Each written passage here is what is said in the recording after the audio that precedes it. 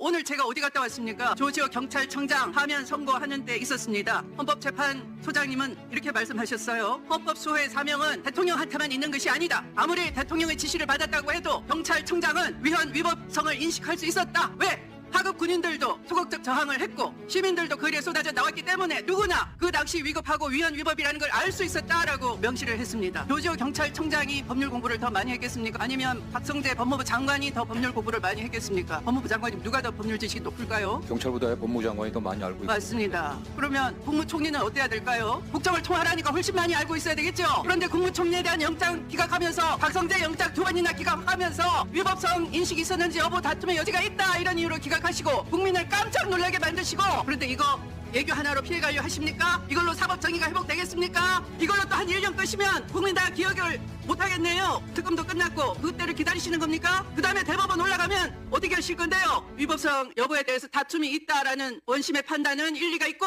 하면서 상고 기각하실 겁니까? 다 설계가 되어 있는 겁니까?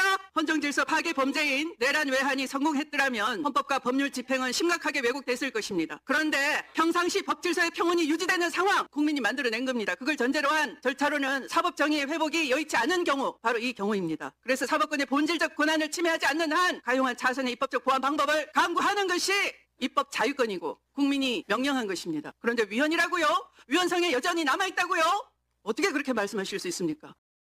오늘 제가 어디 갔다 왔습니까? 조지호 경찰청장 파면 선고하는 데 있었습니다. 헌법재판소장님은 이렇게 말씀하셨어요. 헌법소의 사명은 대통령한테만 있는 것이 아니다. 아무리 대통령의 지시를 받았다고 해도 경찰청장은 위헌 위법성을 인식할 수 있었다. 왜? 하급 군인들도 소극적 저항을 했고 시민들도 거리에 쏟아져 나왔기 때문에 누구나 그 당시 위급하고 위헌 위법이라는 걸 알 수 있었다라고 명시를 했습니다. 조지호 경찰청장이 법률 공부를 더 많이 했겠습니까? 아니면 박성재 법무부 장관이 더 법률 공부를 많이 했겠습니까? 법무부 장관이 누가 더 법률 지식이 높을까요? 경찰보다 법무부 장관이 더 많이 알고 있습니다. 맞습니다. 그러면 국무총리는 어때야 될까요? 국정을 통할하니까 훨씬 많이 알고 있어야 되겠죠? 그런데 국무총리에 대한 영장 기각하면서 박성재 영장 2번이나 기각하면서 위법성 인식이 있었는지 여부 다툼의 여지가 있다 이런 이유로 기각하시고 국민을 깜짝 놀라게 만드시고 그런데 이거 애교 하나로 피해가려 하십니까? 이걸로 사법 정의가 회복되겠습니까? 이걸로 또 한 1년 끄시면 국민 다 기억을 못하겠네요. 특검도 끝났고 그때를 기다리시는 겁니까? 그 다음에 대법원 올라가면 어떻게 하실 건데요? 위법성 여부에 대해서 다툼이 있다라는 원심의 판단은 일리가 있고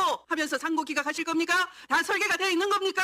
헌정질서 파괴 범죄인 내란 외환이 성공했더라면 헌법과 법률 집행은 심각하게 왜곡됐을 것입니다. 그런데 평상시 법질서의 평온이 유지되는 상황 국민이 만들어낸 겁니다. 그걸 전제로 한 절차로는 사법 정의의 회복이 여의치 않은 경우 바로 이 경우입니다. 그래서 사법권의 본질적 권한을 침해하지 않는 한 가용한 차선의 입법적 보완 방법을 강구하는